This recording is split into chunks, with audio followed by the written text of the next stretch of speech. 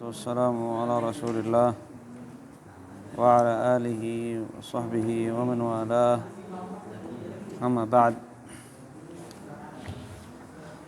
فيقول المؤلف رحمه الله تعالى مباشرة، الوقت متأخر.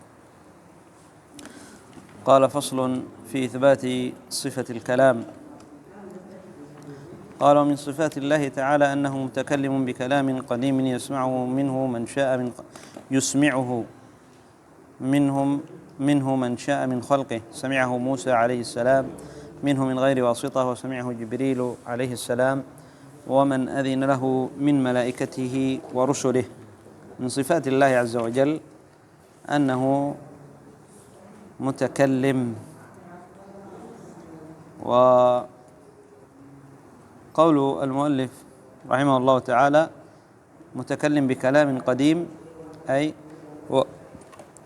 قديم، يعني الله عز وجل متكلم بكلام قديم النوع، حادث الآحاد، لأن يعني الله عز وجل متصف بصفة الكلام من صفاته، فهي من صفاته الذاتية أنه متكلم كالسمع، كما أنه يسمع، سميع، بصير، من صفته سمع، صفته كما تقدم معنا وجهه بيداه. ولكن أن الآحاد هذا متجدد، يعني يتكلم متى شاء وبما شاء وكيف شاء. الله عز وجل كلم موسى وكلم نبينا محمد صلى الله عليه وسلم، ويعني كلم كما قال يعني المؤلف رحمه الله تعالى من أذن له من رسل. سمعه أي سمع من الرسل، سمع كلام الله عز وجل. فإذا صفة الكلام ثابتة كما سيأتي معنا بالكتاب والسنة وإجماع سلف الأمة، فمن حيث يعني إثبات صفة الكلام، صفة كلام الله عز وجل صفة الكلام على صفة ذاتية لا تنفك عنه، لكنه يتكلم بما شاء وما شاء. فالكلام أعم من القرآن من كلام الله، القرآن من كلام الله، ليس كل كلام الله، القرآن من كلام الله. فالله عز وجل تكلم بالقرآن، فهنا يعني نفى ماذا؟ أن الكلام صفة ذاتية لله عز وجل، قديمة النوع، حادثة الآحاد. وهذا من معتقد أهل السنة والجماعة أن الله عز وجل متصف بالكلام، فيثبتون لله عز وجل صفة الكلام على ما يليق في جميع الصفات. هذه قاعدة في جميع الصفات تقدم معنا، أن نثبت الصفة على ما يليق بالله عز وجل من غير تحريف ولا تعطيل ولا تمثيل ولا تشبيه ولا تكييف. قال: يسمعه منه، يسمعه أي يسمع الله عز وجل كلامه. قال: وأنه سبحانه يكلم المؤمنين في الآخرة ويكلمونه ويأذن لهم فيزورونه. قال الله تعالى: وكلم الله موسى تكليما. ثم يعني سيذكر المؤلف رحمه الله تعالى يعني بعض الأدلة التي فيها بيان أن الله عز وجل تكلم، وأن الله عز وجل كلم موسى، وأن الله عز وجل يكلم المؤمنين. فالمؤلف رحمه الله تعالى قال: يسمعه من شاء من خلقه. سمعه موسى وكلم الله موسى تكليما. وإذ نادى وناديناه من جانب الطور الأيمن، وإذا نادى ربك موسى أن أتي القوم الظالمين. فالله عز وجل يتكلم، والكلام يشتمل يعني اللفظ والمعنى. كلام الله له يعني لفظ، صوت، ولفظ ومعنى وحروف.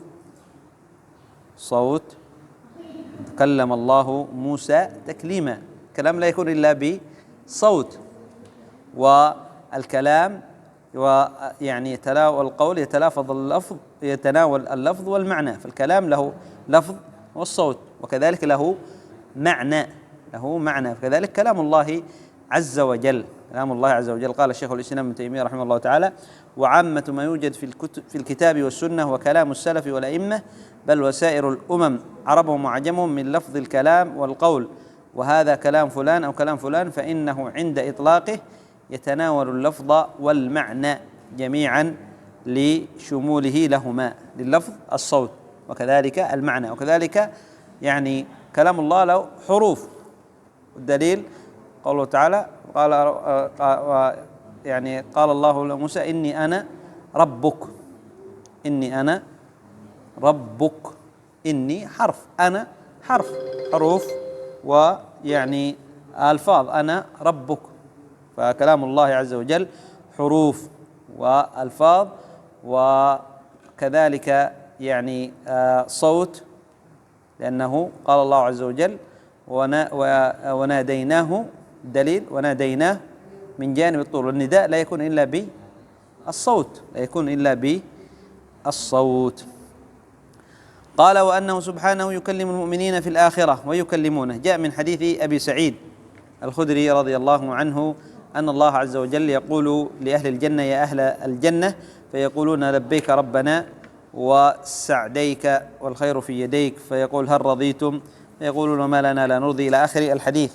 ويأذن لهم فيزورونه. جاء في حديث يعني ضعفه يعني بعض العلماء، مثل العلامة الألباني، أن الله عز وجل يجعل لهم يوم كيوم الجمعة في الدنيا، كيوم الجمعة في الدنيا، يزوره المؤمنون في الجنة، يزوره المؤمنون في الجنة. قال الله تعالى: وكلم الله موسى تكليما. دليل على أن الله عز وجل يعني يتكلم حقيقة، أن الله عز وجل يتكلم حقيقة. فقد كلم موسى، قد كلم الله عز وجل موسى. قال ابن القيم رحمه الله تعالى: فأكد الفعل بالمصدر. فعل ماذا؟ كلم الله موسى تكليما بالمصدر،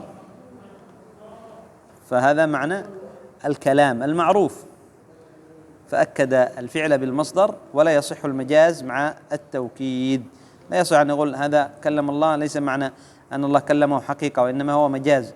وبعض أهل البدع يقولون كلم الله أي جرح الله موسى، ليس من الكلام، فلا يثبتون الكلام لله عز وجل. الجهمية يقولون أن الله عز وجل، أن كلام الله مخلوق، تعالى الله عما يقولون علوا كبيرا.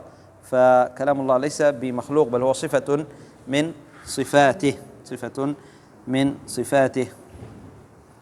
الجهمية يقولون كلام الله مخلوق، خلقه في الهواء ثم يعني يأخذه جبريل فيكون منه قرآن وغير ذلك. قال: وقال سبحانه: يا موسى إني اصطفيتك على الناس برسالاتي وبكلامي. إني اخترتك، اصطفيتك برسالاتي، برسالة وبكلامي. يعني فضل الله عز وجل موسى بالتكليم، وقد فضلنا بعض الرسل على بعض، منهم من كلم الله وهو موسى، وفضل الله عز وجل نبينا محمد بأن أيضا كلمه، فهو خير الأنبياء، وهو خير أفضل بني آدم نبينا محمد صلى الله عليه وسلم. وليس أن تذكر فضيلة مثلا لأحد أنه أفضل من جميع الناس أو لا، وإنما قد تكون هذه الفضيلة خاصة به، وغيره له فضائل أكثر منه، كما خص الله عز وجل موسى بالكلام، لكن أيضا كلم نبينا محمد صلى الله عليه وسلم، كلم الله عز وجل، كلمه ربه، كلمه الله عز وجل، كلم الله نبينا. قال: وقال سبحانه: منهم من كلم الله موسى ونبينا محمد صلى الله عليه وسلم. وقال سبحانه: وما كان لبشر أن يكلمه الله إلا وحيا أو من وراء حجاب. كلام الله بحرف وصوت مسموع. وقال سبحانه: فلما أتاها نودي يا موسى إني أنا ربك فاخلع عليك إنك بالوادي المقدس طوى. كلام الله قال بحرف وصوت مسموع، ما تقدم معنا. بحرف قول الله عز وجل، الدليل إني أنا ربك، هذه حروف، فالله عز وجل تكلم بهذا. لا يمكن لأحد أن يقول لموسى إني أنا ربك، لا يمكن أن يقول إلا من؟ إلا الله عز وجل. وفي آية أخرى: إني أنا الله لا إله إلا أنا.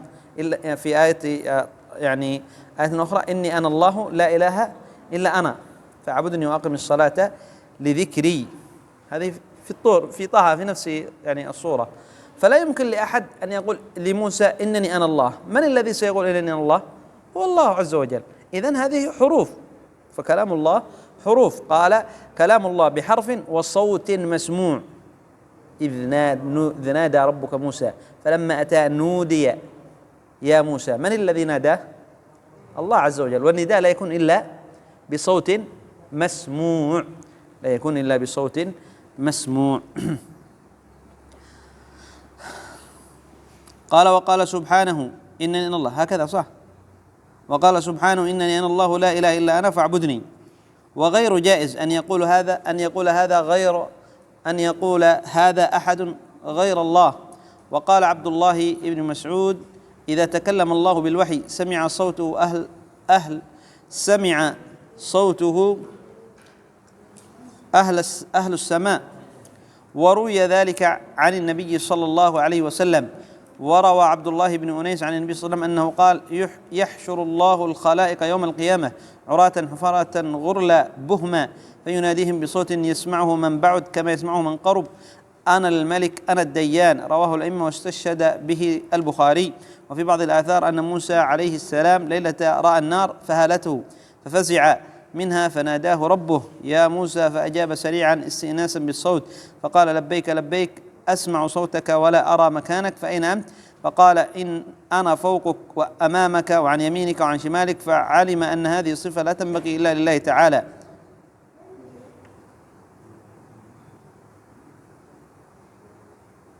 كما قال الله عز وجل لا تدركه الأبصار وهو يدرك الأبصار. قال فعلم أن هذه صفة لا تنبغي إلا لله تعالى. قال كذلك أنت يا إلهي أفكلامك أسمع أم كلام رسولك؟ قال بل كلامي يا موسى. قول المؤلف رحمه الله تعالى وقال سبحانه إنني الله تقدم معنا. لا يمكن لأحد، وقال المؤلف رحمه الله لا يمكن لأحد أن يقول هذا غير الله عز وجل. هذا دليل على أن المتكلم هو الله عز وجل. كلامه حروف إنني أنا الله. وقبل ذلك قال نودي يا موسى. إذن فالذي ناداه هو الله. إذ نادى ربك موسى أن أتي القوم الظالمين. كلام الله حروف وألفاظ ومعاني. كلام الله ضمن حروف وألفاظ ومعاني. فكما تقدم معنا لا يمكن أن يقول لأحد أن يقول إنني أنا الله. قال الأجري رحمه الله تعالى من ادعى أنه مسلم ثم زعم أن الله لم يكلم موسى فقد كفر يستتاب فإن تاب وإلا قتل لأنه رد القرآن وجحد ورد السنة وخالف جميع علماء المسلمين وزاق عن الحق. وقد أجمع أهل العلم على أن الله كلم موسى، لأن الله كلم موسى عليه السلام. ومن أنكره كفر، أي من أنكر أن الله عز وجل كلم موسى. قال شيخ الإسلام ابن تيمية رحمه الله تعالى من أنكر تكليم الله لموسى هذا ضال مفتر كاذب باتفاق سلف الأمة وأئمتها بل هو كافر يجب أن يستتاب فإن تاب وإلا قتل. وقال المؤلف رحمه الله تعالى وقال عبد الله بن مسعود إذا تكلم الله بالوحي سمع.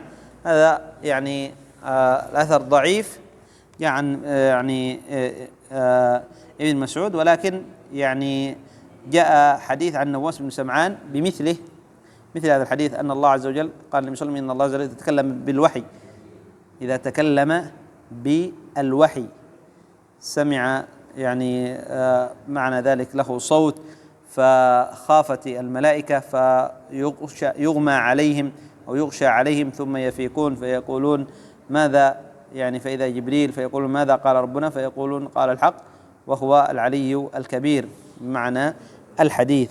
فهذا الحديث هو الصحيح، وهذا أن الله عز وجل إذا تكلم بالوحي هذا هو الشاهد، الله عز وجل يتكلم بالوحي. قال وروى عبد الله بن أنيس عن النبي صلى الله عليه وسلم أنه قال يحشر الله الخلائق يوم القيامة حفاة عراة. قل أيضا يعني علقه البخاري فيناديهم بصوت يسمعه من بعد كما يسمعه من قرب، أنا الملك أنا الديان. فالشاهد قوله فيناديهم بصوت. وكذلك جاء في حديث أبي سعيد الخدري أن النبي صلى الله عليه وسلم قال يقول الله يا آدم فيقول لبيك وسعديك، فينادي بصوت أي الله عز وجل يوم القيامة، فينادي بصوت أن الله يأمرك أن تخرج من ذريتك بعثا إلى النار، إلى آخر الحديث. قال وفي بعض الآثار أن موسى ليلة رأى، هذا من الإسرائيليات. والإسرائيليات هنا فائدة. قال شيخ الإسلام ابن تيمية رحمه الله تعالى: هذه الأحاديث الإسرائيلية تذكر للاستشهاد لا للاعتقاد، ليس من باب الاعتقاد، تذكر من باب الاستشهاد. وهي على 3 أقسام. المسألة يعني الإسرائيليات يعني يذكر العلماء أنها 3 أقسام، وذكر شيخ الإسلام ابن تيمية قال وهي على 3 أقسام. أحدهما ما علمنا صحته، نعلم أنه صحيح، أخبر به النبي صلى الله عليه وسلم، قال مما بأيدينا مما يشهد له بصدق فذاك صحيح.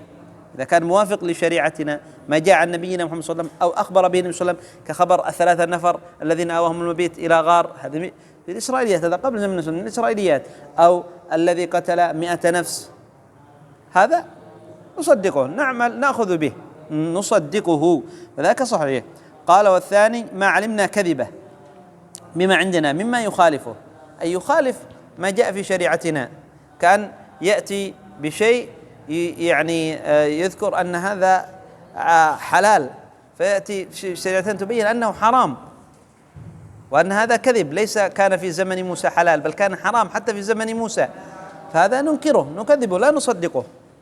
إذا جاءت شريعتنا إذا جاء بما يخالف شريعتنا فنكذبه ولا نصدقه. من الإسرائيليات، قصص الإسرائيليات وأحاديث الإسرائيليات. والثالث ما هو مسكوت عنه، لم يأتي في شريعتنا شيء يصدقه، ولم يأتي في شريعتنا شيء يكذبه، فما هو يعني الحل عند هذا، وما هو الجواب في هذا الذي جاء وهو مسكوت عنه في شريعتنا؟ لا تصدقه شريعتنا، ولم يصدقه النبي صلى الله عليه وسلم، ولا تكذبه شريعتنا. قال والثالث ما هو مسكوت عنه، لا من هذا القبيل ولا من هذا القبيل، فلا نؤمن به ولا نكذبه، وتجوز حكايته. لا نقول هو كذب ولا نقول هو صدق، لأنه لم يأتي في شريعتنا أنه كذب أو صدق، ولكن يجوز أن نذكره، يعني نقصه، نذكر هذه الحكاية كما جاء ذلك عن النبي صلى الله عليه وسلم أنه قال حدثوا عن بني إسرائيل ولا حرج. حدثوا عن بني إسرائيل، ما جاء عن بني إسرائيل حدثوا عنه، ما في حرج أن تذكر هذه الحكاية. لكن هذا في الأمر الذي هو مسكوت عنه، لم يأتي بشريعتنا ما هو صدق وما هو كذب.